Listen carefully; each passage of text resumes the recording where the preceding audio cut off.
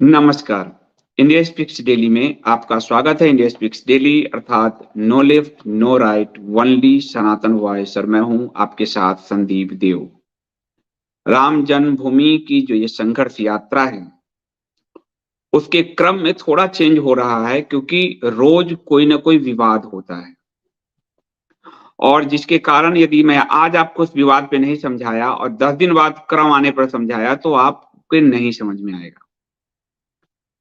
आज राम जन्मभूमि ट्रस्ट जो है श्री राम जन्मभूमि तीर्थ क्षेत्र नाम से एक ट्रस्ट और आप सब जानते हैं कि 9 नवंबर 2019 को सर्वोच्च न्यायालय का फैसला राम जन्मभूमि के पक्ष में आया था और उसके बाद राम मंदिर निर्माण का रास्ता साफ हुआ।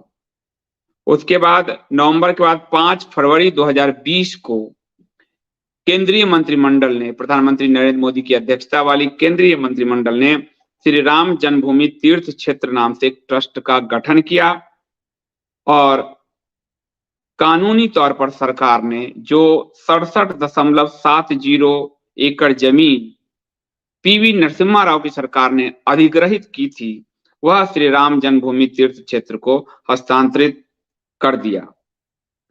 इस श्री राम जन्मभूमि तीर्थ क्षेत्र का गठन सुप्रीम कोर्ट के आदेश पर हुआ। सुप्रीम कोर्ट ने कहा था सरकार को कि ट्रस्ट गठन करके ये भूमि सौंप दिया जाए मंदिर निर्माण के लिए। और इस ट्रस्ट में मनीराम छावनी के महंत नृत्य गोपाल दास को अध्यक्ष बनाया गया था। विश्व हिंदू परिषद के सचिव चंपत राय ट्रस्ट के महासचिव, मैं कहूंगा इन सबका फोटो भी दिखा दें। वो चंपत राय जी का बयान आप रोज आजकल देखते ही होंगे।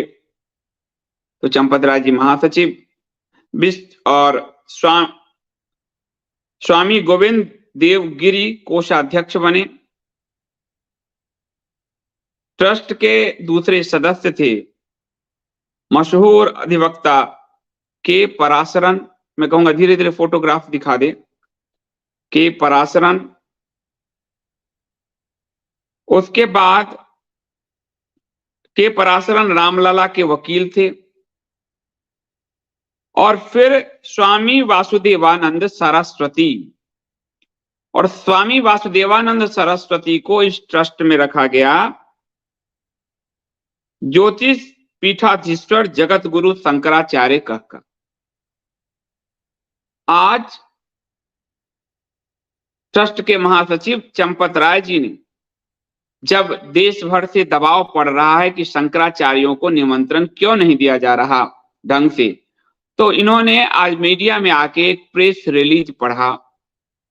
उस रिलीज में उन्होंने चारों पीठ के शंकराचार्य के नाम कहे कि उनको निमंत्रित किया जा रहा है और उसमें ज्योतिष पीठ के शंकराचार्य के रूप में स्वामी वासुदेवानंद सरस्वती का इन्होंने नाम लिया, जो इस सरकारी ट्रस्ट में भी हैं।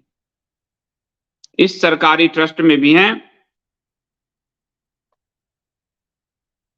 इसके अलावा सरकारी ट्रस्ट में और भी लोग हैं, विमलेंद्र मोहन जी हैं और मुलायम सिंह के समय रहे प्रमुख सचिव नृपेंद्र मिश्र हैं जब गोली चली थी, और मंदिर निर्माण समिति के अध्यक्ष जो है नृपेंद्र मिश्र ही बाद में, नृपेंद्र मिश्र का दिखा दो, वही बनाए गए क्योंकि नृपेंद्र मिश्र पर प्रधानमंत्री का भरोसा है और यही नृपेंद्र मिश्र हैं जिन्होंने मुलायम सिंह यादव ने जब गोली चलवाने का आदेश दिया था कार सेवकों पे, तो ये प्रधान सचिव थे, इनकी भूमिका भी मानी जाती है। तो इस ट्रस्ट में एक वो अधिकारी जिस पर कार सेवकों पर गोली चलवाने के आरोप लगे, सरकार के ही कहने पर मुलायम सिंह के, वो इस ट्रस्ट के जो हैं वो अध्यक्ष हैं मंदिर निर्माण समिति के, यानी मंदिर का निर्माण जो भी हो रहा है वो ये देख रहे हैं। और दूसरा इसमें एक ऐसे शंकराचार्य का नाम स्वामी वासुदेवानंद सरस्वती का लिया गया जिन पर फर्जी डॉक्यूमेंट से शंकराचार्य बनने का आरोप ही नहीं, अदालत में ये सिद्ध हुआ है। तो आज आपको मैं यहां पर रोकते हुए आपको अतीत में मैं ले जाऊंगा इस प्रोमो के बाद, और आपको पहले बताऊंगा कि, और वो तस्वीरें भी दिखाऊंगा ज्योतिष पीठ का, मीडिया मैनेजमेंट भी बताऊंगा। साथ ही आपको ये भी बताऊंगा कि आज एक और जो बयान दिया चंपत राय जी ने कि ये रामानंदा संप्रदाय का मंदिर है, ये अचानक नहीं दिया। देश में जब भी शंकराचार्यों जी को मिलाकर मंदिर निर्माण के करीब सरकार पहुंची, विश्व हिंदू परिषद ने हर बार ये कहा, तिथि के साथ अखबार के में बताऊंगा कि शंकराचार्य जी को तो वो शैव हैं, शैव का क्या काम, ये वैष्णव मंदिर है, और शंकराचार्य जी को साइड करने के लिए हमेशा से विश्व हिंदू परिषद ने जिस टैक्टिक्स का इस्तेमाल किया, और विश्व हिंदू परिषद ही नहीं, स्वयं संघ के पूर्व सरसंघचालक रज्जू भैया तक ने जिसका इस्तेमाल किया, उसी का इस्तेमाल आज चंपत राय जी कर रहे हैं। और चंपत राय जी कोई अचानक नहीं बोले, ये विश्व हिंदू परिषद और संघ की लाइन है कि जब भी शंकराचार्य जी एक्टिव हों, उनको यही कहा जाए कि आप शैव हैं, आपको वैष्णव मंदिर से क्या लेना। लेकिन एक नकली शंकराचार्य अदालत द्वारा, मैं नहीं कह रहा, जिन पर फर्जी दस्तावेज से शंकराचार्य बनने के आरोप तय हुए अदालत में, उन्होंने उसी ट्रस्ट में रख लिया। यह दोहरा मानदंड, दोहरा चरित्र का दर्शन कराता है। तो मैं डेट वाइज आपको बताऊंगा, आप मेरे साथ बने रहिए। इतिहास से शुरू करूंगा, आप मेरे साथ बने रहिए। वीडियो को लाइक कीजिए, क्योंकि आज की पीढ़ी को कुछ नहीं पता है। अयोध्या पर जो मीडिया 24 घंटे दिखा रही है, वही उनको सच लग रहा है। अब आपको ये पता, मैं आपको आज बताऊंगा कि जब कोई प्राइम मिनिस्टर मंदिर बनाने के नजदीक पहुंचता, तो संघ से बयान जारी होता, संघ द्वारा सर्टिफाइड ट्रस्ट ही अगर मंदिर बनाएगा तो मान्य होगा, नहीं तो हिंदुओं को कोई मान्य नहीं होगा। यानी ये मुद्दे 30 साल पहले सलट सकते थे, लेकिन संघ उसमें अड़ा रहा कि मेरे द्वारा सर्टिफाइड, बीएचपी द्वारा सर्टिफाइड ट्रस्ट ही मंदिर बनाएगा तो ये मंदिर बनेगा, अथवा नहीं बनेगा, मान्य नहीं होगा। और जो लोग बना रहे थे उनको सरकारी ट्रस्ट, सरकारी साधु कह रहे थे, आज सरकारी ट्रस्ट ही ये बना रहा है। ये कितना बड़ा दोहरा व्यवहार है कि जब पीवी नरसिम्हा राव बनाने का प्रयास कर रहे थे तो कहा सरकारी ट्रस्ट में जो जाएगा वो सरकारी संत कहलाएगा। आज प्रधानमंत्री ने 1 रुपए के द्वारा सरकारी ट्रस्ट का गठन किया। ये ट्रस्ट मंदिर पे कब्जा करने, मंदिर को जो बना रहा है, खुद प्रधानमंत्री ने 1 रुपए डाले। आज इस सरकारी ट्रस्ट में जो लोग हैं, क्या वो सरकारी नहीं है? यानी 30 साल कैसे लटकाया गया, शंकराचार्यों जी के जरिए खेल किया गया, वो सारा रहस्य आपको बताऊंगा। और मेरा आज केंद्र ज्योतिष पीठ होगा, क्योंकि वासुदेवानंद सरस्वती को, जिनको अदालत ने फर्जी डॉक्यूमेंट से शंकराचार्य घोषित किया, वो ज्योतिष पीठ से ही संबंधित हैं। और ज्योतिष पीठ पर जो स्वरूपानंद सरस्वती जी के शिष्य है अभिमुक्तेश्वरानंद जी, जिनको संघ मान्यता नहीं देता, तो इन दोनों के बीच का जो विवाद है वो आपको बताऊंगा। तो आप मेरे साथ बने रहिए, लाइक कीजिए, मैक्सिमम लोगों तक पहुंचना चाहिए सच। और ये आज का सच नहीं है, ये बहुत पुराना सच है। तो ये आपको बताऊंगा। वीडियो को लाइक कीजिए, चैनल को सब्सक्राइब करके ऑल का बटन दबाइए, घंटी में ऑल का बटन दबाइए, ताकि आपको सारा नोटिफिकेशन मिले। ज्वाइन बटन से चैनल को बचाए रखिए। कमेंट जरूर कीजिए, जो मेरा विरोध करते वो भी सभ्य भाषा में कमेंट करो, मैं जवाब दूंगा। लेकिन आपके पास ना तर्क है ना तथ्य है, दिमाग से खाली डब्बे की तरह घनघना के गाली गलौज, सोरस, कांग्रेस, इसके अलावा आपके जीवन में कुछ नहीं है। फैमिली को गाली, ये जो आप दे रहे हो वो आपको लौटा दिया जाएगा, क्योंकि यही आपके संस्कार हैं। जो भी बोलना है आप सभ्य भाषा में बात करो, मैं जवाब देने के लिए तैयार हूं, फैक्ट से जवाब दूंगा। तो आप कमेंट भी जरूर करो। साथ ही ज्वाइन बटन से चैनल को बचाए रखिए। सब्सक्रिप्शन जरूर भरिए, पूरी टीम बहुत मेहनत कर रही है। साथ ही इस पूरी राम जन्मभूमि की संघर्ष गाथा को, श्रृंखला को लोगों ने प्रायोजित किया है, राम भक्तों ने प्रायोजित किया है, उन सबको मैं नमन करता हूं। और आज के इस अंक को प्रायोजित किया है राम भक्त प्रकाश भाई वाडी लाल अमीन जी एवं कोकिलाबेन प्रकाश भाई अमीन जी ने। उन दोनों का बहुत बहुत धन्यवाद। भगवान श्री राम उन पर कृपा बनाए रखें। तो मैं लौटता हूं इस प्रोमो के बाद।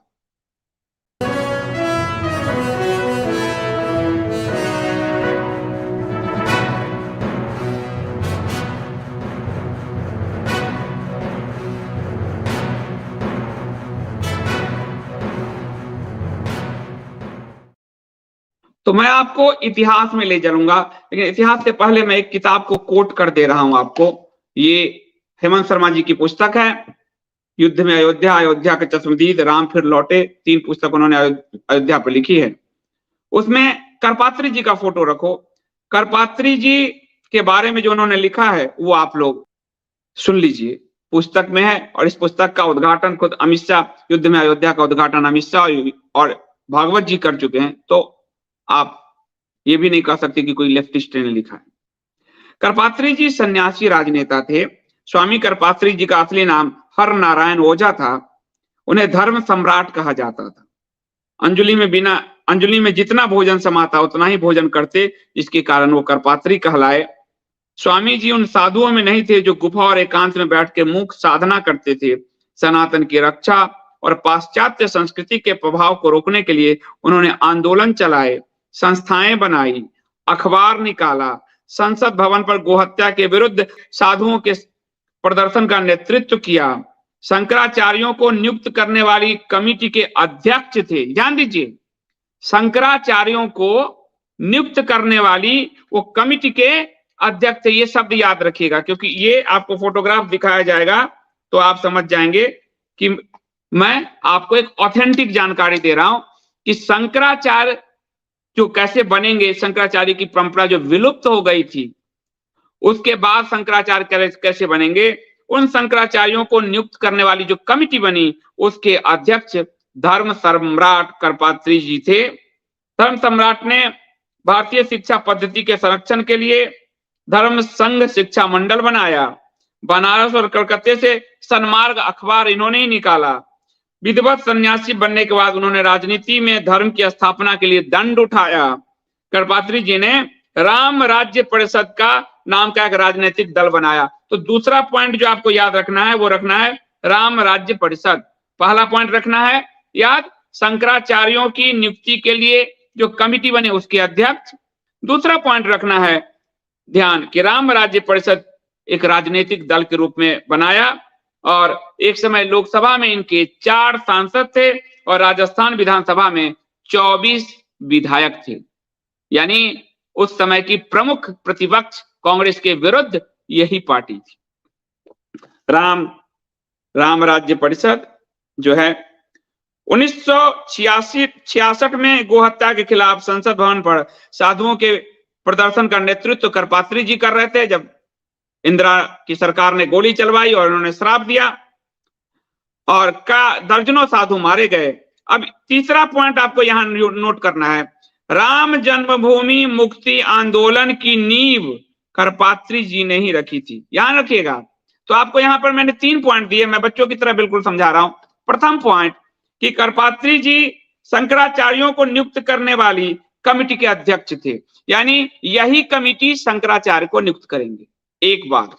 दूसरा, करपात्री जी ने एक राजनीतिक दल बनाया राम राज्य परिषद, जो लोकसभा और विधानसभा में जिसे सफलता मिली। तीसरा, राम जन्मभूमि मुक्ति आंदोलन स्वतंत्रता के बाद उसका नींव ही करपात्री जी ने रखा। ठीक है।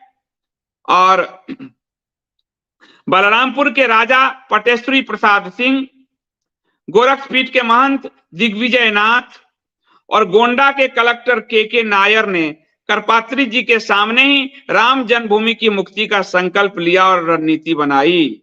तो ये 4 लोग थे स्वतंत्रता के बाद जिन्होंने राम जन्मभूमि मुक्ति आंदोलन की नींव रखी पहला नाम थे धर्म सम्राट करपात्री जी महाराज, दूसरा नाम थे बलरामपुर के राजा पटेश्वरी प्रसाद सिंह, तीसरा नाम थे गोरक्ष पीठ के महंत दिग्विजय नाथ जो योगी आदित्यनाथ के दादा गुरु हैं, और चौथा नाम थे गोंडा के कलेक्टर के नायर। एक कलेक्टर, एक ब्यूरोक्रेट जिसने राम जन्मभूमि मुक्ति का आंदोलन शुरू किया, एक ब्यूरोक्रेट नृपेंद्र मिश्रा जो ट्रस्ट के अध्यक्ष हैं मंदिर निर्माण समिति के, जिन्होंने कार सेवकों पे गोली चलवाने वाले मुलायम सरकार के प्रधान सचिव की भूमिका निभाई। ये दो ब्यूरोक्रेट्स हैं। एक ब्यूरोक्रेट के नायर जो कांग्रेस के समय थे, एक ब्यूरोक्रेट जो मुलायम के समय थे नृपेंद्र मिश्रा, एक ब्यूरोक्रेट जो मोदी के समय है नृपेंद्र मिश्रा। तो आपको मैं यहां तक क्लियर कर दिया हूं। अब मैं आपको इतिहास में ले जाऊंगा ताकि आप ये 4 पॉइंट याद रखें, और 4 पॉइंट से पहले आपको ये जानना जरूरी है, करपात्री जी महाराज ने जो राम राज्य परिषद बनाया, तो इसके जो मैंने आपको पॉइंट नंबर 2 बताया था, इसके अध्यक्ष बनाए गए थे सन्यासी स्वरूपानंद। उनकी तस्वीर दिखाइए जो अब देह में नहीं है। स्वामी स्वरूपानंद राम राज्य परिषद के अध्यक्ष के रूप में स्वामी स्वरूपानंद जी बनाए गए, जो बाद में शंकराचार्य बने। अब मैं आता हूं, इन्होंने करपात्री जी के पास रहकर शिक्षा ग्रहण की। वो काफी तेज तर्रार थे और उनको सियासी विचारधारा के साधु कहा जाता था, क्योंकि वह स्वतंत्रता आंदोलन में बढ़ चढ़ कर भाग लेने वाले सन्यासी थे, जो स्वतंत्रता आंदोलन में जेल गए।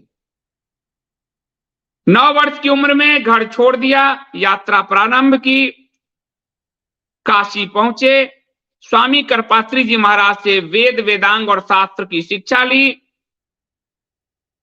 और 48 में 1948 में 47 में स्वतंत्रता मिली। 1948 में स्वामी करपात्री जी महाराज ने जब राम राज्य परिषद के नाम से नई पार्टी का गठन किया, तो उन्होंने इन्हें ही स्वरूपानंद जी को ही अध्यक्ष बनाया।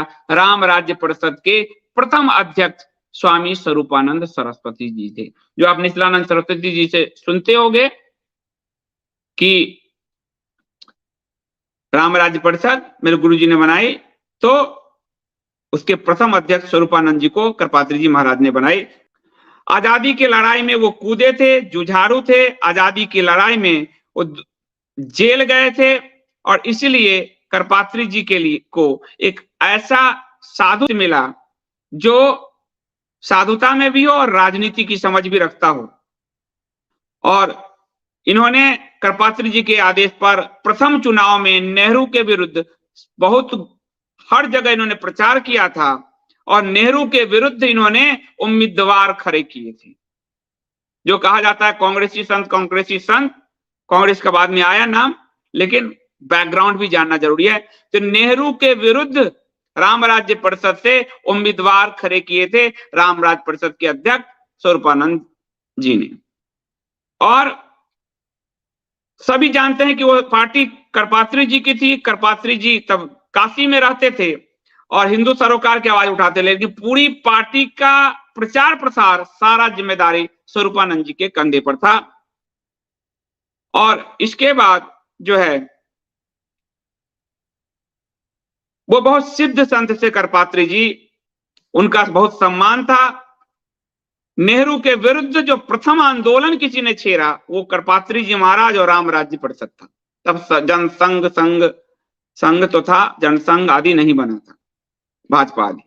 और हिंदू कोड बिल के विरुद्ध नेहरू के विरुद्ध आंदोलन छेड़ दिया, और इंदिरा के विरुद्ध गोरक्षा का आंदोलन छेड़ दिया। और ये स्वतंत्रता के बाद हिंदू राज्य की स्थापना के लिए ये दोनों लगातार प्रयासरत रहे। ठीक है, उसके बाद जो है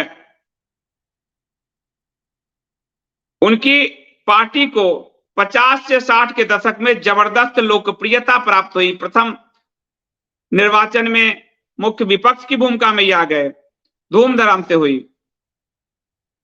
स्वरूपानंद सरस्वती जी ने पूरी, तब सरस्वती टाइटल नहीं लगा था, पार्टी का जो संगठन का पूरा निर्माण स्वरूपानंद सरस्वती जी ने किया, करपात्री जी की पार्टी का। इन दोनों को सुनने के लिए उस समय देश में बड़े पैमाने पर लोग आते थे और बड़े बड़े जो हिंदू विचारधारा के इंडस्ट्रियलिस्ट थे वो लगातार रामराज परिषद को डोनेशन देते थे। अभी हम लोग एकम सनातन पे एक भी बड़ा इंडस्ट्रियलिस्ट नहीं आया है, लेकिन रामराज परिषद को बड़े बड़े हिंदू इंडस्ट्रियलिस्ट ने डोनेशन दिया, पार्टी को बड़ा बनाने में मदद की।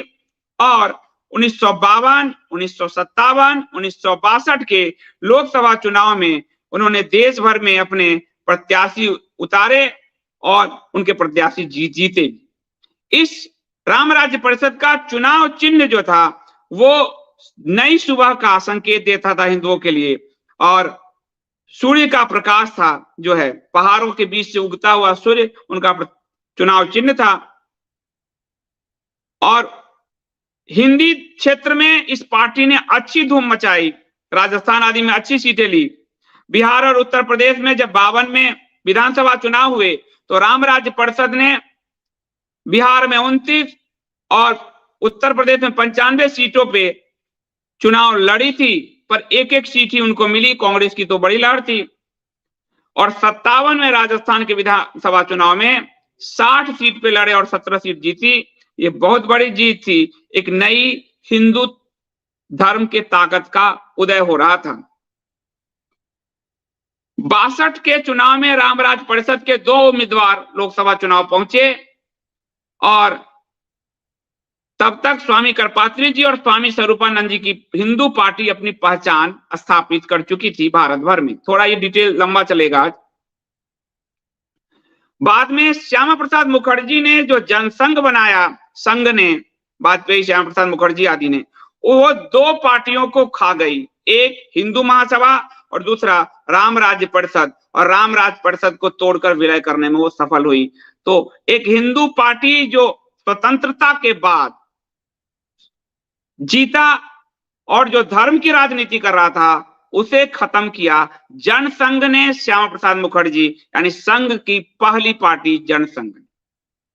और जनसंघ ने इसका बड़े हिस्से पर इसका विलय हो गया इस पार्टी का, क्योंकि वहां पॉलिटिकल लोग आ गए सारा। तो इसीलिए हम लोगों को लोग कहते हैं एकम में, यहाँ खुद हमारी पार्टी नई पार्टी में संघ से ऐसे लोग सब आ गए जो पूरे पार्टी को ठप करने पे लगे रहते हैं। तो जनसंघ ने खा लिया, उनका विलय हुआ और वही जनसंघ 80 में भारतीय जनता पार्टी बनी। और वही जनसंघ मोरारजी की सरकार के साथ 90 सांसदों के साथ जनता पार्टी में सरकार बनाई थी। तो हिंदू महासभा स्वतंत्रता के बाद और राम राज्य परिषद, इन दोनों को जनसंघ ने खत्म किया। ये बात ऑफिशियली आपको बता रहा हूं। स्वामी करपात्री जी महाराज 75 साल की आयु में उनका वाराणसी में निधन हुआ और वो जबरदस्त, चूंकि धर्म के इतने बड़े ज्ञाता थे इसलिए उनको धर्म सम्राट की उपाधि मिली। उनके स्वरूपानंद सरस्वती जी जनसंघ से जो ये आरोप लगता है कांग्रेस कांग्रेस कांग्रेस, अब यहां से इस राजनीति को समझिए।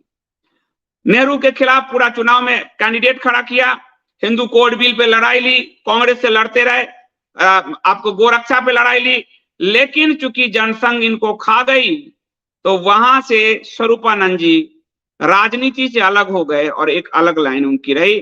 और वो लाइन कभी भी संघ भाजपा को पसंद नहीं आई, इसलिए वो कांग्रेस ही उनको कहते हुए चले गए। क्योंकि स्वरूपानंद जी फिर संघ भाजपा का विरोध भी करने लगे, क्योंकि वो उनके गुरु के उस सपने का वो अंत कर जो है संघ भाजपा ने ही, जनसंघ ने ही किया था। और इसीलिए वो राजनीति से किनारे हो गए और उन्होंने संघ भाजपा की आलोचना की। इसलिए संघ भाजपा के जो समर्थक हैं, जिसमें मैं भी था पहले, उनको कांग्रेस ही कहते हैं। अब यहां तक आपको बात समझ में आ गई। अब स्वरूपानंद जी को शंकराचार्य जो बनाया गया वो आपको तस्वीर दिखाता हूं मैं, जो विधिवत इसके लिए बकायदा कोड बनता है, शंकराचार्य जी का कोड है। और ये जो बनाया गया कमिटी जिसके अध्यक्ष थे करपात्री जी महाराज, शंकराचार्य नियुक्त करने की कमिटी, इसमें आपको देखिएगा ज्योतिष पीठाधीश्वर के रूप में काशी में 45 में शंकराचार्य के रूप में उनका ये जो अभिषेक हो रहा है वो तस्वीर आप देखिए। आपको अभिषेक का तस्वीर दिखा रहा हूं, ब्लैक एंड व्हाइट में। अमरदीप दिखाओ। और ये दो तस्वीर आपको मैं दिखाऊंगा, दोनों आप तस्वीर देखें। और इसमें करपात्री जी महाराज आशीर्वाद दे रहे हैं और उन्होंने इनको शंकराचार्य बनाया ज्योतिष पीठ का। एक बार फोटोग्राफ ये दिखा दे, फिर आपको बताता हूं। दोनों ब्लैक एंड व्हाइट वाला फोटो है। ये देखिए आप, ऑफिशियली जो ज्योतिष पीठ पर बैठे वो स्वरूपानंद सरस्वती का जो विधिवत हुआ, इस पर बैठे वो, ये आपको वो तस्वीर है ओरिजिनल। इसके बाद एक दूसरी तस्वीर भी दिखाओ, ठीक इसके बगल में है। करपात्री जी महाराज स्वरूपानंद जी को आशीष दे रहे हैं, अक्षत छीट रहे हैं। तो ये आपको गुरु रत्नेश्वर धाम मासिक पत्रिका में आई थी ज्योतिष पीठाधीश्वर के रूप में। तो यहां आपको क्लियर हुआ कि शंकराचार्य को नियुक्त करने की जो कमेटी बनी, उसके अध्यक्ष करपात्री जी महाराज थे। तो करपात्री जी महाराज ही जिसको स्वीकृति देते समिति के अध्यक्ष के रूप में, वो शंकराचार्य बनते। एक पद क्लियर हुआ। दूसरा ये क्लियर हुआ कि स्वरूपानंद सरस्वती जी स्वतंत्रता के पहले से करपात्री महाराज जी के वेद वेदांत की पूरी शिक्षा ली। स्वतंत्रता आंदोलन में 2 बार जेल गए, अंग्रेजों ने इनको जेल भेजी। उसके बाद जो पार्टी बनी राम राज्य परिषद को करपात्री जी और स्वरूपानंद जी ने मिलकर खड़ा किया और बड़ी पार्टी बनी। बाद में इसको जनसंघ खा गया, इसके कारण स्वरूपानंद जी के मन में एक टीस जनसंघ संघ भाजपा के प्रति रही, इसमें कोई शक नहीं। मैं एकदम स्पष्ट बोलूंगा, ठीक है। उसके बाद ये राजनीति से अलग हुए और ये ज्योतिष पीठाधीश्वर के रूप में इनका अभिषेक हुआ, इनकी नियुक्ति हुई। उसके ये फोटोग्राफ्स हैं। अध्यक्ष ही नियुक्ति करेगा, तो ये एक ऑफिशियल नियुक्ति थी। यहां तक क्लियर है आपको फोटोग्राफ शादी के साथ? कोई कमेंट भी मुझे दिखाओ कि क्लियर है, कि अगर गड़बड़ा रहे हो तो फिर मैं फिर बताऊंगा। यहां तक क्लियर हुआ। अब 80 के दशक में आते हैं। 60-64 में विश्व हिंदू परिषद का गठन होता है। संघ के विश्व हिंदू परिषद का गठन होता है और वो पूरे हिंदू राजनीति को एका करने के लिए आगे बढ़ती है कि हिंदुओं की राजनीति को हम एक करेंगे और हिंदुओं को की राजनीति करेंगे। और इसमें चूंकि असल में भाजपा को हिंदू की राजनीति करना था, तो वहां एक संघ के बावजूद भी एक विश्व हिंदू परिषद जो हिंदुओं के जो इंस्पिरेशन बने, इसको लेकर वो एक विश्व हिंदू परिषद का गठन किया गया। और विश्व हिंदू परिषद ने जो है वो 80 के दशक में आंदोलन जो राम जन्मभूमि का था, जिस आंदोलन को शुरुआत किया था, जो मैंने आपको बताया कि 4 लोगों ने मिलकर, आजादी की बात कर रहा हूं, पहले वाला तो मैं आपको बताऊंगा ही। राम जन्मभूमि मुक्ति आंदोलन की नींव करपात्री जी ने रखी। बलरामपुर के राजा पटेश्वरी प्रसाद सिंह, गोरखपीठ के महंत दिग्विजय नाथ और गोंडा के कलेक्टर के नायर, इनने जो रखी, उसको भी जैसे राम राज्य परिषद को जनसंघ ने खा लिया, वैसे ही इस पूरे आंदोलन को भी विश्व हिंदू परिषद बनाकर खा लिया गया, कंट्रोल कर लिया गया, ठीक है। अब जो ये हुआ उसमें 80 का हम दशक देते हैं, 80 के दशक में। और स्वरूपानंद जी क्योंकि संघ से विरोध में, आपको कारण बता दिया मैंने, और वो अपने गुरु के जो राम जन्मभूमि मुक्ति आंदोलन था उसको लेकर वो आगे बढ़ रहे थे। आपको उस जमाने का एक पोस्टर दिखाओ, आपको ये पता चलेगा। और अखबार की खबर पहले आपको बता देता हूं। ये श्री राम, भगवान श्री राम जन्मभूमि उद्धार के लिए शंखनाद, ये यंग स्वरूपानंद जी हैं, उस समय यंग हैं। और 3 जून 1989 प्रातः 10 बजे ये आंदोलन इनके गुरु का था, तो ये कंटिन्यू कर रहे थे। ये आंदोलन का शंखनाद इन्होंने किया था। और इसके अलावा एक अखबार की कटिंग दिखाता हूं, क्योंकि इनके कहने पर राजीव गांधी ने मंदिर के ताले खुलवाए थे।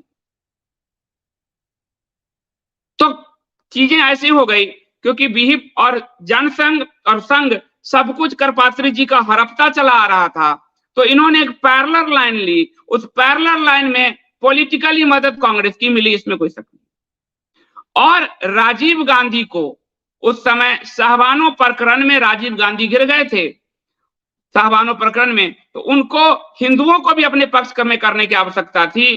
तो ये जो ताला मुक्ति था, जिसके लिए मैं आपको ये जो दूसरे इतिहास में समझाऊंगा, अभी ये इतिहास ऊपर से समझा रहा हूं, उसके लिए भी आपको मैं अखबार की कटिंग दिखाओ, अखबार की कटिंग होगी, ये खुद स्वरूपानंद जी का इंटरव्यू है जिसमें वो कह रहे हैं, और राजीव गांधी के कहने पर, इनके कहने पर राजीव गांधी, मेरे कहने पर ही खुला था राम मंदिर का ताला। ये दिखाओ जरा, ये राजीव गांधी के कहने पर, कारण भी आपको मैं स्पष्ट करता चल रहा हूं।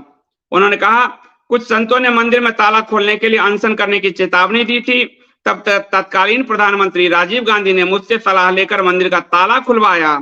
जब मंदिर का ताला खुल गया तो आरएसएस और बीप ने विजय जुलूस निकाल दिया। इसके बाद ध्रुवीकरण की राजनीति शुरू हुई और अयोध्या का मुद्दा विश्वव्यापी बन गया। जबकि पहले यह सिर्फ अयोध्या का मुद्दा था, बीप के ही आंदोलन के बाद मंदिर मस्जिद का मामला खड़ा हो गया और तब से यह मुद्दा बना ही हुआ है। तो ये ताला खुलवाने में भी एक बड़ी भूमिका इनकी थी, और इनके विरोध में दो चीजें हुई, अब मैं क्षमा के साथ कहूंगा। एक संत तो देवराहा बाबा को खड़ा किया गया, और ये अखबारों में और किताब में छपवाई गई कि राजीव गांधी ने देवराहा बाबा के कहने पर ताला खोला।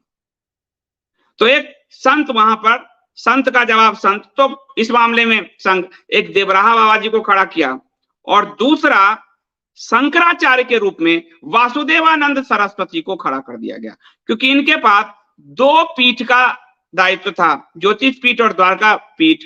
तो ज्योतिष पीठ पर इनके दायित्व को खारिज करते हुए शंकराचार्य वासुदेवानंद सरस्वती को खड़ा किया गया, जो अभी सरकारी जो ट्रस्ट है राम मंदिर ट्रस्ट, उसमें वो शंकराचार्य हैं, और इन्हीं को न्योता भी दिया है आज चंपत राय ने। अब ये मैं फर्जी कैसे कह सकता हूं किसी शंकराचार्य को?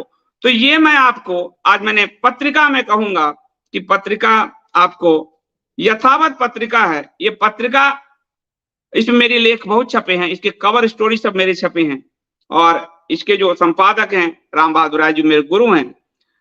संघ विचारधारा की ही पत्रिका है, और मैं संघ विचारधारा को ही अभी तक फॉलो करता था, उन्हें जब तक काशी विध्वंस नहीं देखा था। और ये 16 से 31 अक्टूबर 2017 की पत्रिका है। इसमें कोर्ट के फैसले को लेकर दोनों ही शंकराचार्य के बारे में जो कहा गया वो आपको बताता हूं। तो ये आपको पेज नंबर नीचे ले आओ, और पेज नंबर जो है ये रहा, बेदखल स्वरूपानंद जी को बेदखल के नाम से, नीचे आओ। आगे है, ज्योतिष पीठ के उत्तराधिकार की लड़ाई में कांग्रेस और विश्व हिंदू परिषद की रुचि के कारण स्वामी स्वरूपानंद और स्वामी वसुदेवानंद की प्रतिष्ठा को खरोंच लगी। अब जो कोर्ट ने कहा वो आपको पढ़ के पहला पेन में सुनाता हूं। इसके जो जिन्होंने लिखा, अनूप भटनागर, वो हमारे सीनियर थे मेरे, नई दुनिया जब अखबार में मैं था तब वहां के वो लीगल एडिटर थे, बहुत ही वरिष्ठ, अभी वो गुजर गए, देह में नहीं है, और बाद में वो अलग अलग अखबारों में, तबियत किडनी फेल हुआ, पीटीआई भाषा में काम करते रहे और अलग अलग लिखते रहे। तो ये लेख 16 से 31 अक्टूबर 2017 को छपा था यथावत पत्रिका। अब इस पर मैं आपको थोड़ा पढ़ देता हूं ताकि आप समझें।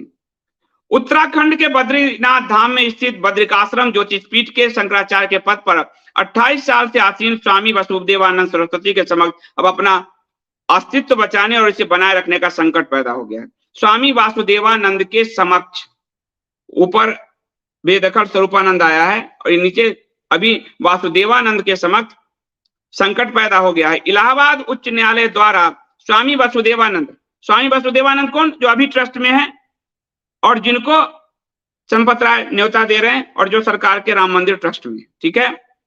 तो स्वामी वासुदेवानंद को अपना उत्तराधिकार मनोनीत करने संबंधी स्वामी कृष्ण देवानंद की वसीयत को फर्जी करार देने की वजह से यह स्थिति पैदा हुई।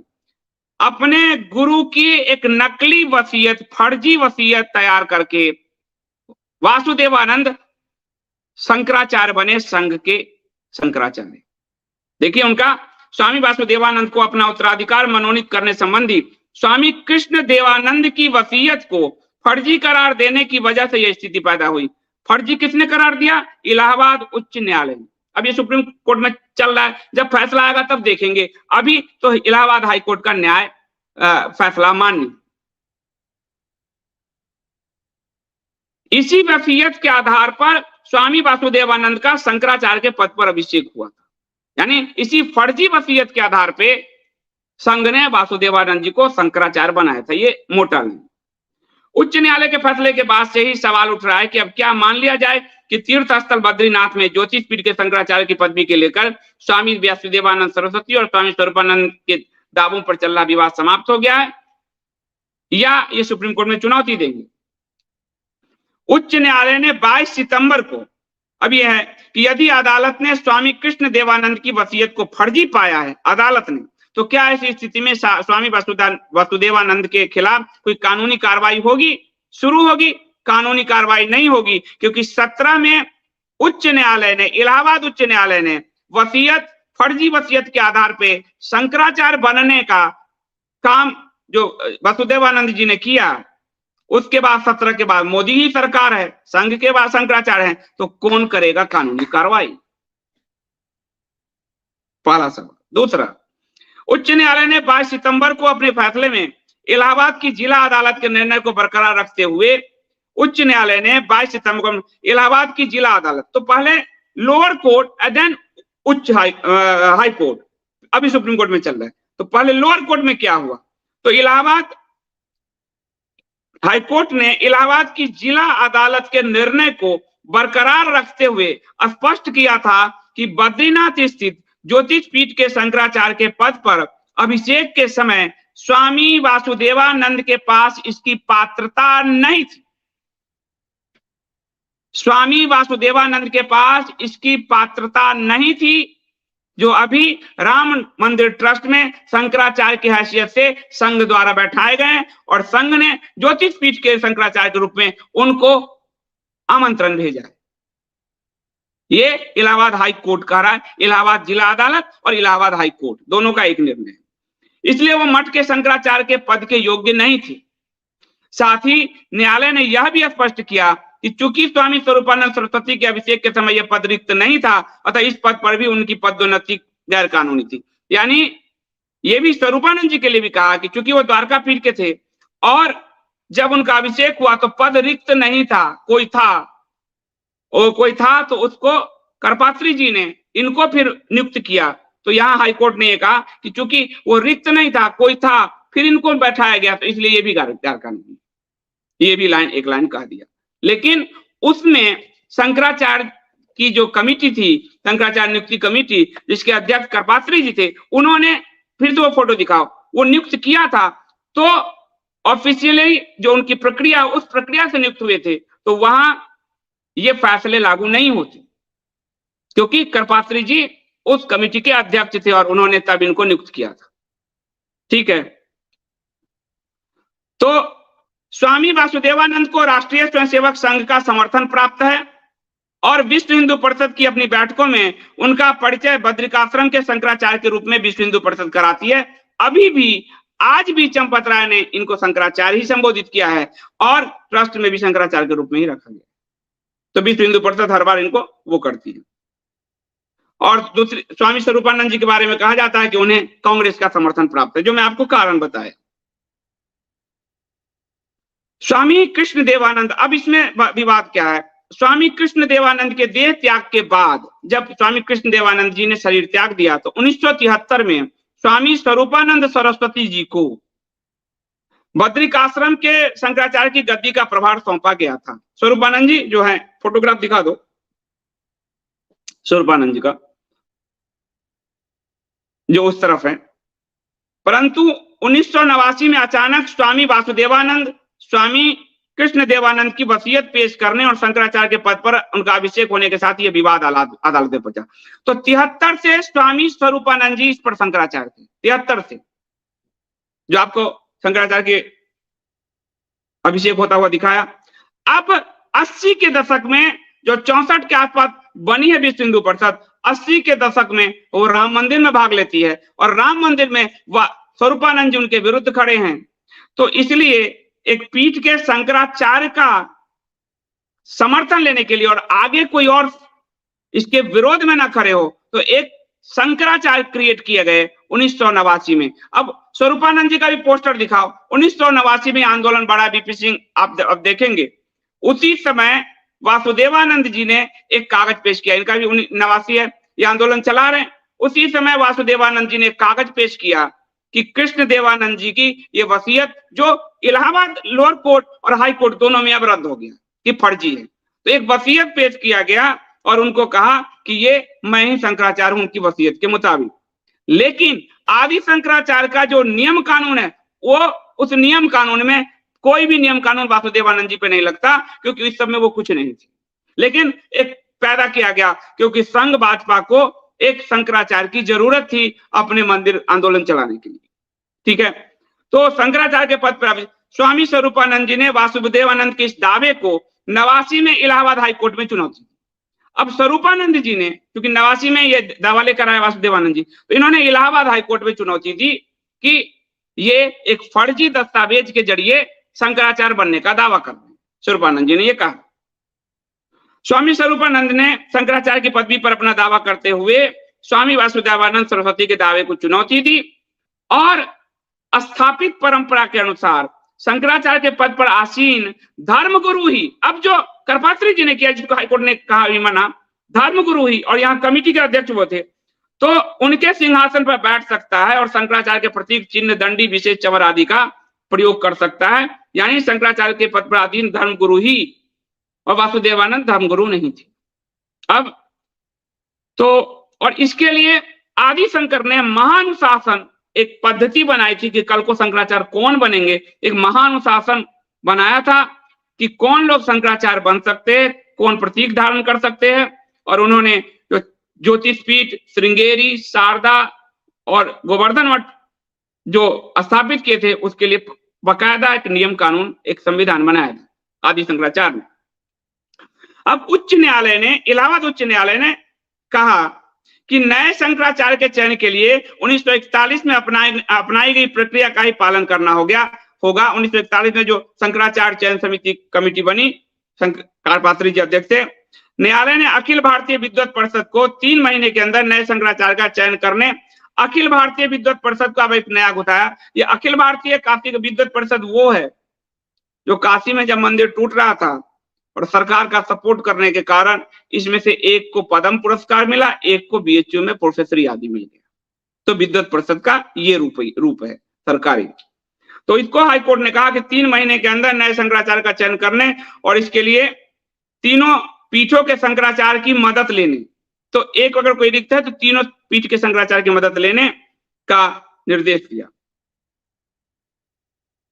द्वारका पीठ के शंकराचार्य स्वामी स्वरूपानंद जी के पास 1973 से बद्रीनाथ की ज्योतिष पीठ का अतिरिक्त प्रभार था, क्योंकि वो द्वारका के थे, इसके अतिरिक्त प्रभार था, क्योंकि इस पीठ के शंकराचार्य ने इस पद के लिए अपना कोई उत्तराधिकारी मनोनीत नहीं किया।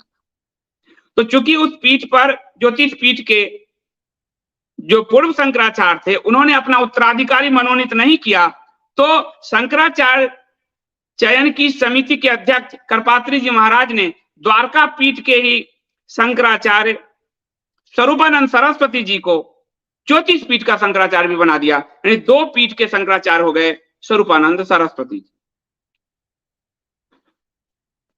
अदालत ने कार्रवाई में पाया, निचली अदालत ने, कि वासुदेवानंद तो कभी कृष्ण देवानंद के अनुयायी ही नहीं थे।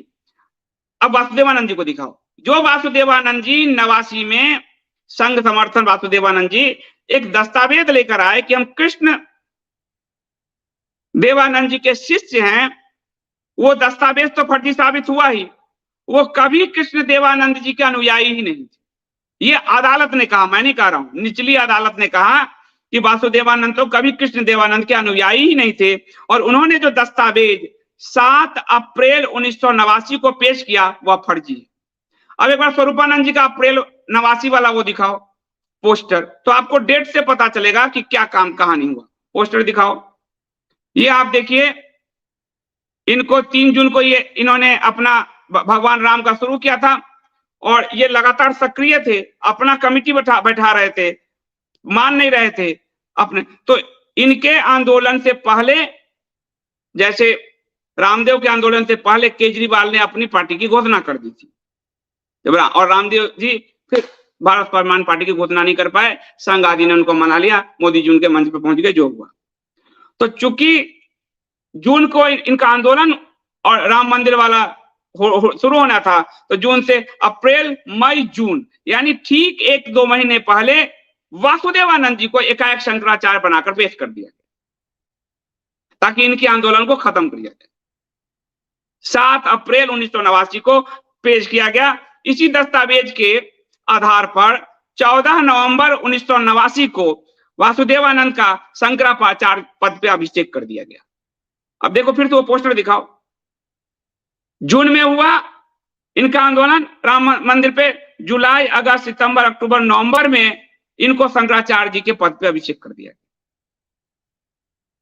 निचली अदालत के 308 पृष्ठ के निर्णय में, निचली अदालत ने इस पर 308 पृष्ठ का निर्णय दिया कि कहा कि वासुदेवानंद कभी भी दंडी स्वामी थे ही नहीं। वासुदेवानंद जी का फोटो दिखाओ, ये कभी कोई दंडी स्वामी थे ही नहीं, और वह 1989 तक नौकरी करते थे। एक नौकरी पेशा को संघ ने बैठा दिया शंकराचार्य पर। संघ अब इसलिए कह रहा हूं क्योंकि संघ राम मंदिर ट्रस्ट में भी रखा है, इन्हीं को न्योता भी दे रहा है। एक सरकारी नौकरी पर बैठे व्यक्ति को, या कोई नौकरी पे शिक्षक आदि कुछ थे, वो कभी दंडी स्वामी नहीं थे, 89 तक नौकरी करते थे, इसके लिए उन्हें वेतन मिलता था। एक वेतन भोगी को शंकराचार्य बनाकर पेश कर दिया। ये निचली अदालत ने अपने 308 पृष्ठ के निर्णय में कहा, एक वेतन भोगी को, यानी शंकराचार्य के गरिमा से कैसे खेला गया, और आज मास्टर स्ट्रोकवादी अब्बासी हिंदू कैसे खेल रहे हैं, ये उसी का बैक इतिहास दिखा रहा है कि ये कुसंस्कार इस संगठन का ही है। एक वेतन भोगी को शंकराचार्य बनाकर बैठा दिया। ये कोर्ट ने कहा, मैं नहीं कह रहा हूं, वासुदेवानंद जी। इसके साथ ही अदालत ने स्वामी वासुदेवानंद को शंकराचार्य की पदवी का प्रयोग करने, उनका सिंहासन, दंड और विशेष छत्र चवर इस्तेमाल करने से रोक दिया। ये इसका प्रयोग नहीं कर सकते, अदालत ने कहा। फिर भी सरकार के राम मंदिर ट्रस्ट में इनको शंकराचार्य बनाकर, इस पुस्तक में देखिए जो लिखा हुआ है वो आपको मैं बता देता हूं, पद जो है दिया हुआ है, तो आप इसको समझेंगे कि पूर्व ज्योतिष पीठाधीश्वर जगत गुरु शंकराचार्य स्वामी वासुदेवानंद सरस्वती, और आज चंपत राय ने इनको ज्योतिष पीठ के शंकराचार्य के रूप में मैं इनको आमंत्रित करता हूं। अदालत के निर्णय को कैसे रौंदा संघियों ने, आप देख लीजिए, ट्रस्ट ने, क्योंकि अदालत ने कह दिया कि ये शंकराचार्य के सिंहासन, दंड और विशेष छत्र चमर का इस्तेमाल नहीं कर सकते। इस प्रकरण में एक दिलचस्प पहलू है कि उन्होंने लिखा है, अनूप जी ने, स्वामी वासुदेवानंद को राष्ट्रीय स्वयंसेवक संघ का समर्थन प्राप्त था और विश्व हिंदू परिषद अपनी बैठकों में उनका परिचय ज्योतिष पीठ के शंकराचार्य के रूप में ही कराती रही।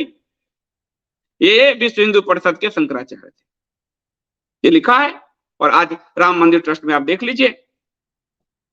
और दूसरी ओर स्वरूपानंद जी को कांग्रेस के निकट माना गया। निचली अदालत ने पाया कि 165 साल के अंतराल के बाद 1941 में स्वामी ब्रह्मानंद सरस्वती को ज्योतिष पीठ के शंकराचार्य के रूप में अभिषेक हुआ था। 1941 में 165 साल के बाद स्वामी ब्रह्मानंद जी सरस्वती को ज्योतिष मठ का शंकराचार्य बनाया गया। स्वामी ब्रह्मानंद ने 18 दिसंबर 1952 को अपनी वसीयत तैयार की, जिसमें उन्होंने कहा कि रामजी त्रिपाठी, द्वारका प्रसाद, विष्णु देवानंद और परमानंद सरस्वती एक के बाद एक करके भावी शंकराचार्य होंगे। अदालत ने इस तथ्य का जिक्र किया कि स्वामी ब्रह्मानंद के निधन के बाद कुछ असामाजिक तत्वों की कथित मदद से विष्णु देवानंद नए शंकराचार्य बन गए। वहां शुरू किया इन्होंने, असामाजिक तत्वों की मदद से विष्णु देवानंद नए शंकराचार्य बन गए। उन्होंने 25 जून 1953 को कृष्ण बोधाश्रम को अपना उत्तराधिकारी मनोनीत कर दिया। कृष्ण बोधाश्रम ने 10 दिसंबर 1973 तक इस पद पर रहे, लेकिन उन्होंने अपना उत्तराधिकारी नियुक्त नहीं किया। संतों का समूह, काशी विद्यापीठ और भारत धर्म महामंडल को यह अधिकार प्राप्त है कि किसी संत को उत्तराधिकारी मनोनीत नहीं किया हो तो ऐसे मठ का अतिरिक्त प्रभार वह किसी को सौंप सकता है। इसी अधिकार के तहत करपात्री जी महाराज ने सौंपा था। यह ध्यान से देखिए फिर से, संतों के समूह, काशी विद्यापीठ और भारत धर्म मंडल, जो करपात्री जी जिसके अध्यक्ष थे, शंकराचार्यों को चुनने की जो समिति थी, को यह अधिकार प्राप्त है कि यदि किसी संत ने उत्तराधिकारी मनोनीत नहीं किया हो तो ऐसे मठ का अतिरिक्त प्रभार वो किसी को सौंप सकते हैं। और इसी प्रक्रिया में 1973 में ज्योतिष मठ पर स्वामी स्वरूपानंद सरस्वती जी को अतिरिक्त प्रभार सौंपा गया। ये फोटोग्राफ फिर से दिखा दो उनका जो अभिषेक का। तो और हालांकि बाद में स्वरूपानंद भी द्वारका मठ के शंकराचार्य बने। तो ये जो है ये पूरी प्रक्रिया थी। इलाहाबाद की जिला अदालत के फैसले के खिलाफ वासुदेवानंद सरस्वती ने उच्च न्यायालय में अपील दायर की थी। इस अपील पर सुनवाई के दौरान ही स्वामी वासुदेवानंद ने उच्च न्यायालय से इस मामले को जिला न्यायालय में स्थानांतरित करने का अनुरोध करते हुए आवेदन दिया कि निचली अदालत से उच्च न्यायालय गए, वहां फटकारे तो वहां से फिर कहे निचली अदालत जाइए हमको निचली अदालत में भेज दीजिए वासुदेवानंद जी। इस आवेदन को उच्च न्यायालय ने, इलाहाबाद उच्च न्यायालय ने 22 सितंबर 2016 को अस्वीकार कर दिया। वासुदेवानंद सरस्वती को निचली अदालत से मुक्ति मिली ना उच्च न्यायालय से उनको राहत मिली, और वो फर्जी शंकराचार्य ही अदालत द्वारा घोषित। उच्च न्यायालय के न्यायमूर्ति सुधीर अग्रवाल, जो आपको राम जन्मभूमि में भी इन न्यायाधीश की भूमिका आपको नजर आएगी इलाहाबाद हाईकोर्ट में। थोड़ा बड़ा हो रहा है, आप समझ आ रहे हो? एक दो आप कमेंट बताना समझ में आ रहा है नहीं आ रहा है। तो उच्च न्यायालय के न्यायमूर्ति सुधीर अग्रवाल और न्यायमूर्ति केजे ठाकर की खंडपीठ ने 22 सितंबर को अपनी सुविचारित व्यवस्था में स्पष्ट किया कि बद्रीनाथ स्थित बद्रिकाश्रम ज्योतिर्मठ के शंकराचार्य के पद पर अभिषेक के समय स्वामी वासुदेवानंद के पास पात्रता नहीं थी। ये उन्हीं न्यायाधीश ने निर्णय दिया जिन्होंने राम जन्मभूमि में निर्णय दिया कि ये हिंदुओं की भूमि है। 2/3 जो हिंदू को भूमि दी थी इलाहाबाद हाईकोर्ट ने 2010 में, उन्हीं न्यायाधीश सुधीर अग्रवाल जी वही हैं। तो ये पूरा प्रक्रिया है।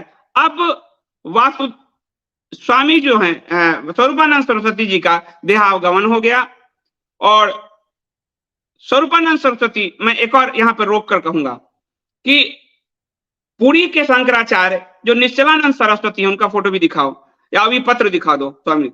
निश्चलानंद सरस्वती के विरुद्ध भी जब नकली शंकराचार्य खड़ा किया गया नरसिम्हा राव के द्वारा, अब चूंकि संघ एक तैयारी कर चुकी थी खड़ा करके वासुदेवानंद जी को, तो अब कांग्रेस को भी मौका मिल गया कि सब संघ खड़ा कर सकती है एक शंकराचार्य, तो हम क्यों नहीं करें।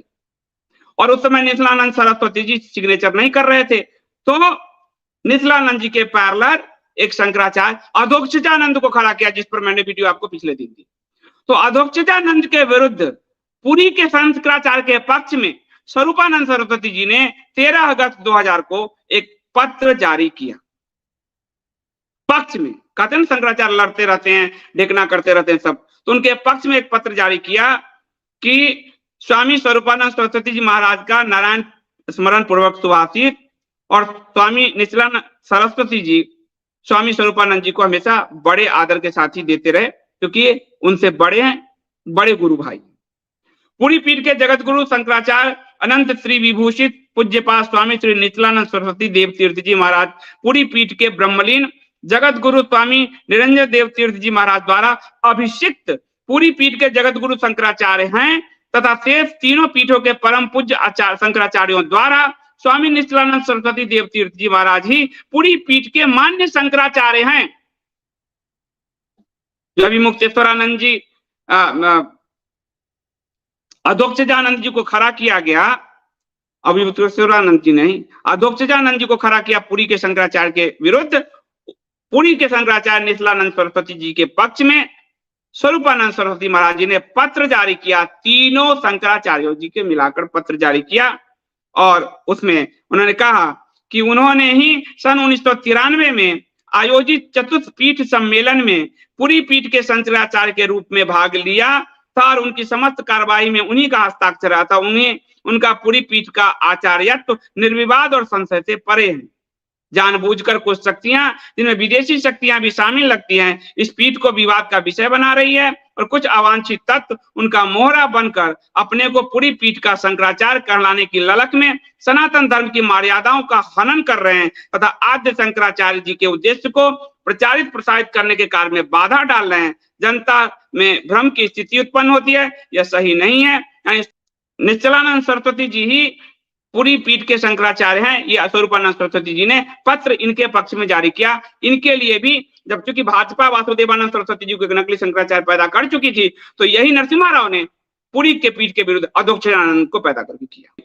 विश्व हिंदू परिषद ने किया वासुदेवानंद जी को, तो अब नरसिम्हा राव को भी मौका मिल गया और नरसिम्हा राव ने इनके विरुद्ध भी किया, तो इनके पक्ष में स्वरूपानंद जी आए। अब स्वरूपानंद जी का जब देहावसान हो गया, तो इस पद पर स्वरूपानंद जी की वसीयत के अनुसार से अभी अभिमुक्तेश्वरानंद जी बैठे हैं। वो पत्र भी आप जारी दिखा दीजिए और इनकी नियुक्ति कि अभिमुक्तेश्वरानंद जी स्वरूपानंद जी के मान्य शिष्य हैं और प्रक्रिया से उस पद पर बैठे हैं। ये देखिए दक्षिणामनाय, और उसमें 3 पीठ ने इस पर सहमति दी है। पुरी के शंकराचार्य जी की कुछ असहमति थी शायद, अब वो शायद खत्म हो गई है क्या है, लेकिन 3 के 3 पीठ ने अभिमुक्तेश्वरानंद जी को इसमें आप देखेंगे और ये जारी किया गया। साथ ही ये पत्र, नीचे एक फोटोग्राफ भी दिखाओ, पत्र के साथ नीचे ही एक फोटोग्राफ होगा, ये आपको देखिए। और सदानंद जी द्वारका पीठ पर, क्योंकि वो 2 पीठ पर थे, उसके नीचे के फोटोग्राफ सब दिखाओ। द्वारका पीठ पे और अभिमुक्तेश्वरानंद जी ज्योतिष पीठ पर बैठे, जो अभिमुक्तेश्वरानंद जी कह रहे हैं कि राम नवमी के दिन इसका उद्घाटन होना चाहिए। गो जब तक ये देखिए उनके पत्र हैं, पत्र मीडिया में जारी किया गया था। तो अभिमुक्तेश्वरानंद जी का उसके बाद अभिषेक हुआ ज्योतिष पीठ पर। शंकराचार्य की मान्य परंपरा के अनुसार अभिमुक्तेश्वरानंद जी वर्तमान में शंकराचार्य, जिनको निमंत्रण नहीं देकर दिया गया है वासुदेवानंद सरस्वती को, और वासुदेवानंद जी को शंकराचार्य बन के घुमाया गया और उनको राम मंदिर ट्रस्ट में भी रखा गया। और अभिमुक्तेश्वरानंद जी जो स्वरूपानंद जी के शिष्य होने के नाते वास्तविक शंकराचार्य हैं, अभी ज्योतिष पीठ के। ये आप देखिए सदानंद द्वारका पीठ के, ज्योतिष पीठ के शंकराचार्य जी जो हैं। और ये जो ये फोटोग्राफ रहने दो, अब आप इसमें देखिए। तो स्वरूपानंद जी ने जब अपना शरीर त्यागा, तो उन्होंने ब्रह्मलीन जब हुए, ब्रह्मलीन कहते हैं, दंडी स्वामी सदानंद सरस्वती जी को, जो बगल में ही इस तरफ द्वारका शारदा पीठ, और स्वामी अभिमुक्तेश्वरानंद जी को ज्योतिष बद्रीनाथ का उत्तराधिकारी घोषित किया। उनके सचिव ने पत्र जारी किया, वो पत्र आपको दिखाया हमने मीडिया वाला।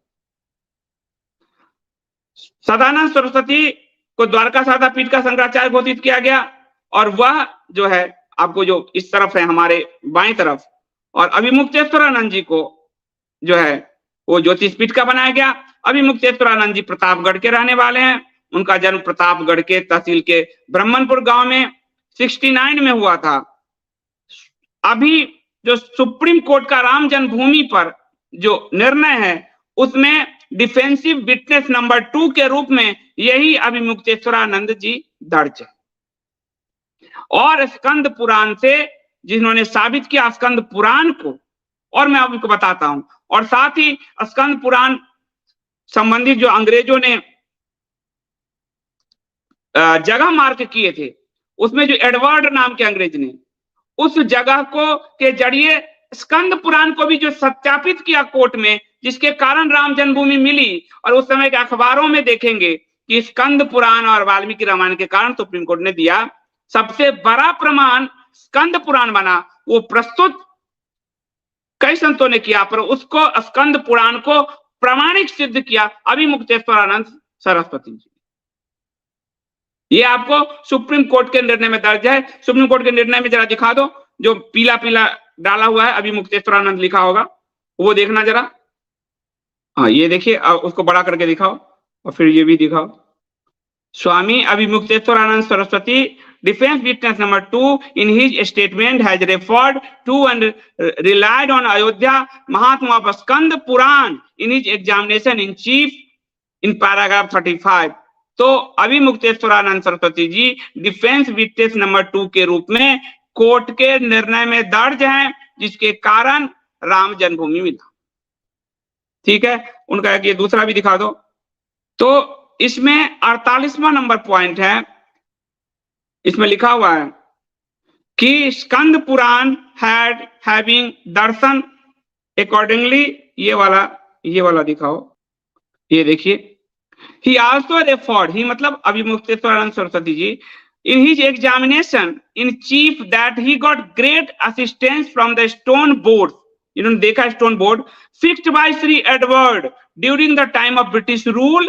In paragraph 36 of the examination in chief, he stated as follows that I have also one visited Ayodhya following the procedure given in Skand Puran and took darshan of Sri Ram Janmabhoomi.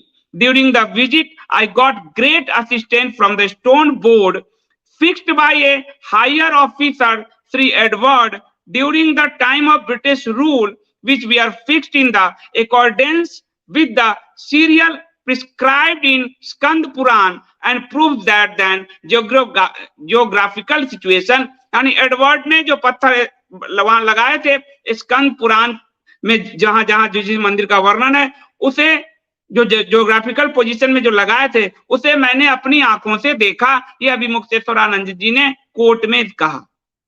Court कहता है with regard to paragraph 36 जो ऊपर का मैं पढ़ा हूं, in his examination in chief witness was cross examination, उसके बाद विपक्ष के वकीलों ने इनका क्रॉस एग्जामिनेशन किया, इसका अभिमुक्तेश्वरानंद जी का।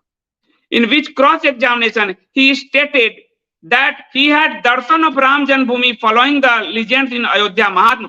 अयोध्या महात्म यानी स्कंद पुराण के अयोध्या महात्म में जो है उसका दर्शन मैंने स्वयं किया, एडवर्ड ने जो पत्थर लगाए थे। और referring to stone fixing by Shri Edward in British rule 1901-1902 में, he submit that he was the stone fixed by legend of, इन्होंने कहा। तो ये सुप्रीम कोर्ट में जो सबसे बड़ी गवाही है, जो आज जिसको मास्टर स्ट्रोक से लेकर मीडिया तक गायब किया गया है, वो आपको, ये मैंने आपको बताया। और उसके बाद मैं आपको कुछ चीजें और भी दिखाऊंगा, थोड़ा सा समय और लूंगा आपका, ताकि आप पूरा मामला समझ जाएं, उसके बाद ही आप यहां से जाएं। तो अब जब राम जन्मभूमि का कुछ फोटोग्राफ दिखाओ, शंकराचार्यों ने राम जन्मभूमि का, ये पहली बार पूरे देश में आ रहा है जो आपको दिखाने जा रहे हैं मंदिर। इन्होंने जो मंदिर का नक्शा बनाया था, वो नक्शा क्या था, वो कैसा मंदिर बनना था भव्य, वो 1053 फीट का था। अभी का मंदिर तो 300 फीट से नीचे है। वो नक्शा पहली बार देश के समक्ष उद्घाटित होने जा रहा है। ये नक्शा आप देखिए, मंदिर का नक्शा जरा दिखाओ। ये शंकराचार्य जी द्वारा मंदिर का, वो जो कह रहे हैं मंदिर, ये क्या किए 500 मंदिर की लड़ाई लड़के कोर्ट में जब जीते, तो कैसा मंदिर बनेगा वैष्णव परंपरा का, उसका ये पूरा मॉडल शंकराचार्य जी आदि ने मंदिर, यही मंदिर बनना था। इसको ट्रस्ट बना के सरकार ने जो दूसरी मंदिर बना रही है, ऐसा नहीं कि इनकी पूरी रणनीति नहीं थी, पूरी तैयारी नहीं थी, ये पूरी तैयारी थी। और 2-3 फोटोग्राफ दिखा दो, ऐसा मंदिर बनना था शंकराचार्य आदि के द्वारा, ठीक है, हमारे धर्म गुरुओं के द्वारा। तो ये रहा वो मंदिर, यानी मंदिर का भी ये 1053 फीट की ऊंचाई तक वाला मंदिर बनना था। ये पूरा कॉम्प्लेक्स, ये सारा आप देख रहे हैं। आज मंदिर पर जो सरकारों ने कब्जा कर रखा है लूटने के लिए, यदि हमें कहा जाता है तुम लोग क्या कर लोगे, हिंदू क्या कर लेगा, हिंदू के बाद अपने मॉडल हैं, पर हिंदू को तो सरकार कुचल देती है। इसलिए ये मंदिर ये रूप नहीं ले पाया। अब वो रूप ले रहा है जिसको नृपेंद्र मिश्रा जी फाइनल कर रहे हैं। नृपेंद्र मिश्रा जी, वह जो मुलायम सिंह के समय प्रधान सचिव थे, प्रिंसिपल सचिव थे, जब कार सेवकों पर गोली चलाई गई थी। तो आपको क्लियर हो गया होगा, पिछले दिन मैंने क्लियर किया था कि पूरी पीठ के असली शंकराचार्य निश्चलानंद सरस्वती जी हैं, नकली शंकराचार्य अधोक्षजानंद जी हैं।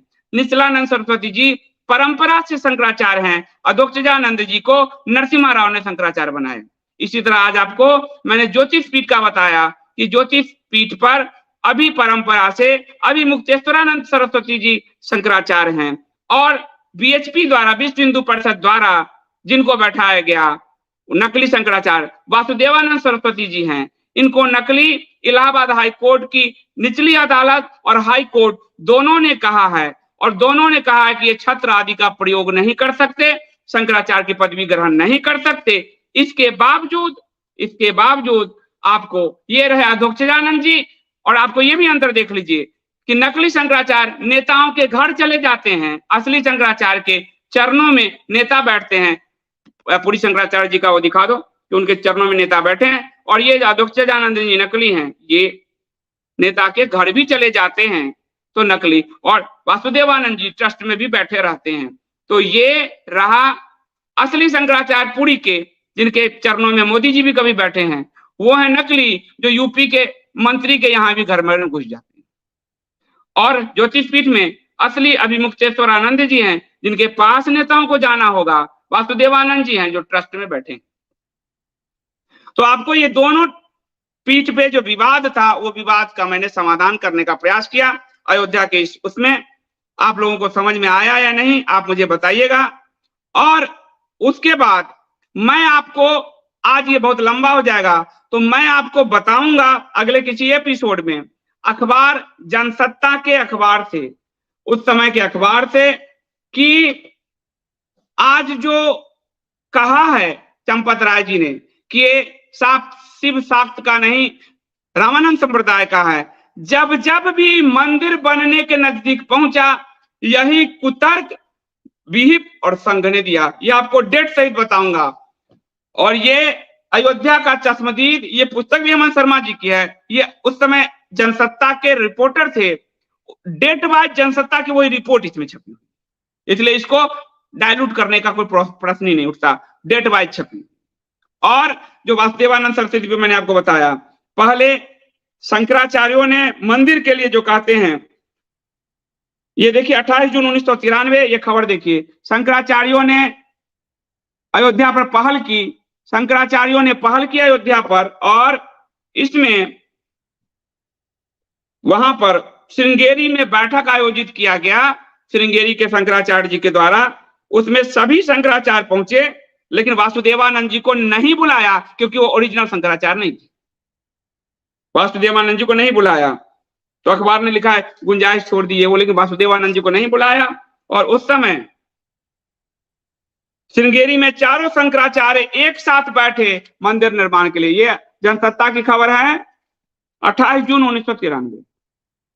तो कहते शंकराचार्य जी ने क्या किया, तो शंकराचार्य जी ने ट्रस्ट भी बनाए, शंकराचार्य जी ने कोर्ट में गवाही भी दी, शंकराचार्य जी के गुरु करपात्री जी महाराज ने।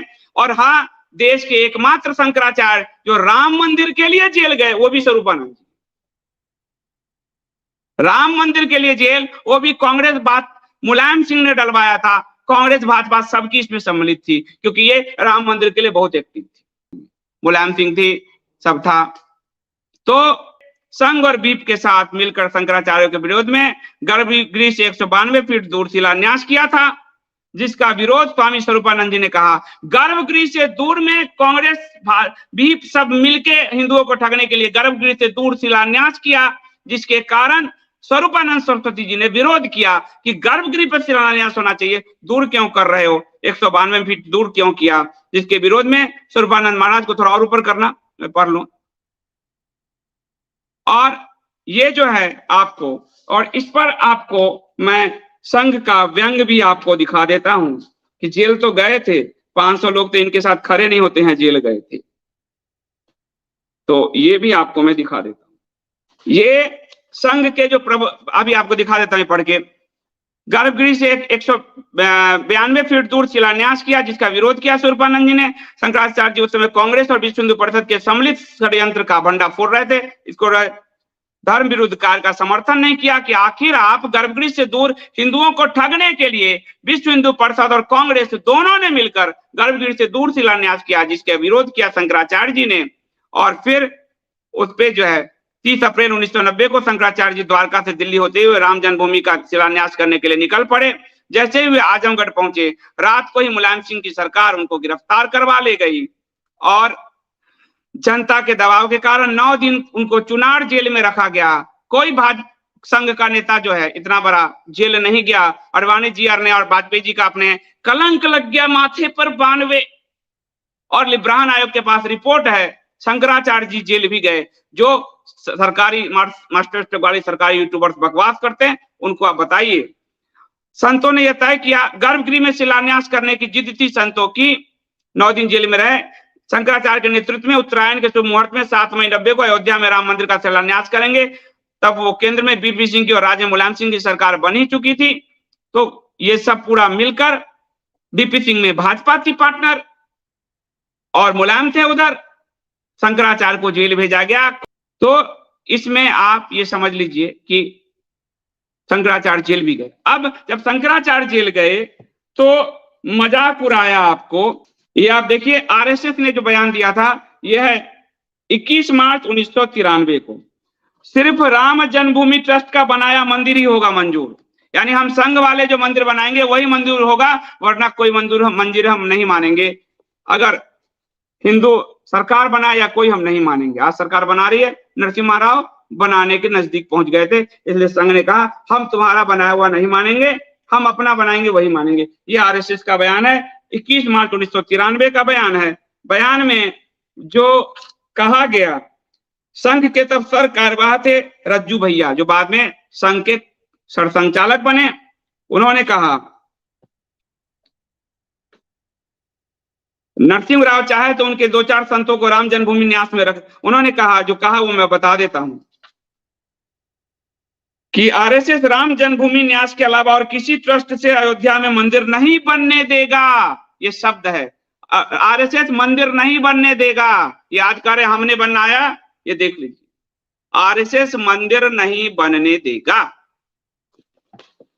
और रज्जू भैया ने कहा हाँ, चाहे तो नरसिम्हा राव 2-4 अपने संत इसमें रख दें, हमें कोई आपत्ति नहीं, अपने संत दे दो, लेकिन मंदिर हम ही बनाएंगे, नहीं तो हम तुमको नहीं बनाने देंगे।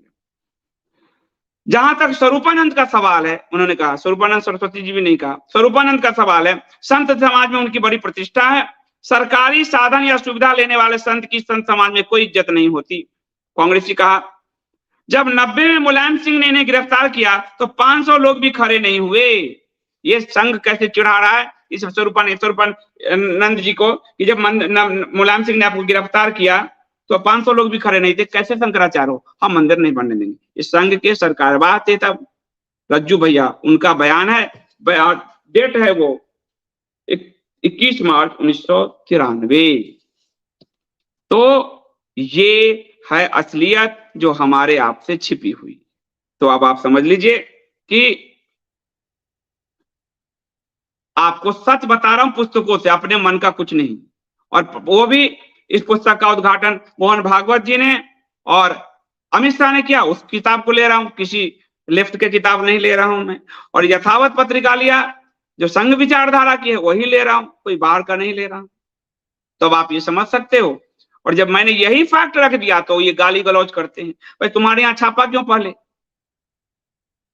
छापा क्यों? तो ये सच चुभ रहा है, इसलिए गाली गलौज कर रहे हैं। तो प्रश्नोत्तर तो काफी लंबा हो जाएगा, प्रश्नोत्तर हम छोड़ते हैं। और आज आप सब इस पूरे श्रृंखला को कमेंट जरूर कीजिएगा, कैसा लग रहा है जरूर जवाब दीजिएगा, क्योंकि थोड़ा पीछे थोड़ा आगे करके आपको मैं बता रहा हूं, क्योंकि घटनाक्रम रोज कुछ बयानबाजी आदि होती है, तो उसमें फिर मुझे अगर आज आपको नहीं बताऊंगा तो 4 दिन बाद आपको इस घटनाक्रम से मतलब नहीं रहेगा। फिर भी आज मैंने एक घटनाक्रम छोड़ा, वैष्णव वाला, रामानंद संप्रदाय का। संघ पहले भी जब शंकराचार्य खड़े होते थे तो कहता था कि आप तो सब यहाँ बाहर निकलिए, ये पहले कहा है, ये भी बयान जनसत्ता में दर्ज है।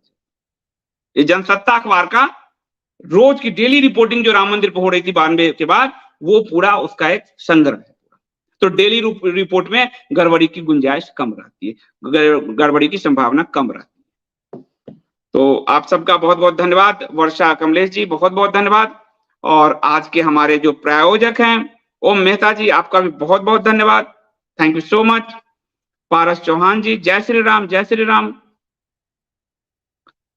जयंदा सिंह को, प्रधानमंत्री को इतना तो बुद्धि होना चाहिए कि उसे देश चलाना है, ना कि धर्म को, क्योंकि धर्म की ठेकेदारी से बड़ा वोट मिलता है। आपको कहता हूं आरएसएस कह रहा है हमको, हम मंदिर नहीं बनाएंगे तो किसी को बनाने नहीं देंगे। ये आरएसएस के बयान हैं, दर्ज डेट वाइज। मंदिर 30 साल पहले बन जाते। और उस समय जो कहा जा रहा है कि नरसिम्हा राव वहां बगल में मस्जिद बना रहे थे, वो बात भी आया था। तो इसमें सहनवा गांव में जो है आपको, फैजाबाद के सहनवा गांव में मस्जिद बनने की तैयारी थी। फैजाबाद के सहनवा गांव में, जैसे आज दूर बना है उसी तरह वहां भी बनाया जा रहा था। यानी यही फॉर्मूला था, नरसिम्हा राव इसकी तलाश कर रहे थे। संघ ने कहा नहीं बनने दूंगा, बनाएंगे हम, नहीं तो नहीं बनने देंगे। ये सच्चाई है। अपना पॉलिटिकल माइलेज लेने के लिए 30 साल तक जिसने मंदिर को रोका वो संघ है। वाजपेयी जी का बयान है कि अदालत से तो कभी निर्णय निकलेगा नहीं। तो आप देख सकते हैं। तिलक जी, आज के दिन में डॉक्टर भरत गुप्ता जी का हमारे अधिकतर साथियों ने विरोध किया, वैचारिक विरोध, लेकिन असभ्य भाषा का प्रयोग न करें, न दुश्मन न बनाए। सही बात है, वो बुजुर्ग हैं और उन्हें कभी भी अपने अतिथि का सम्मान करना सीखना चाहिए। आप देखोगे क्या, जैसे तो मैं कभी भी अतिथि के साथ बहस नहीं करता हूँ, उनके विचारधारा उनको भी सुनना चाहिए हमें। जैसे निग्रहाचार्य जी आए थे, आप सबको मालूम है कि मैं उत्तर रामायण को मैं प्रक्षिप्त मानता हूँ, आप सब मानिए, मैं नहीं कह रहा हूँ किसी को। फिर भी उन्होंने कहा, मैंने कोई विरोध नहीं किया। भरत जी के साथ भी मेरा भी कोई विरोध। लेकिन हम जब तक अपने अतिथियों को, जो भी आते हैं, विचारधारा को नहीं सुनेंगे तो इंटॉलरेंस हमारे अंदर आ जाएगा। तो सुनना चाहिए। तो तिलक कटारिया जी बिल्कुल ठीक कह रहे हैं। और ऐसे आप लोग करेंगे तो किसी गेस्ट को लाने में मुझे भी बड़ा संकोच होगा। वो कोई भी कहेंगे कि आपके यहाँ नहीं जाएंगे, तो स्थिति बड़ी हास्यास्पद बन जाएगी। और मैं माफी मान चाहता हूँ। भरत गुप्ता बहुत विद्वान है, बहुत विद्वान है।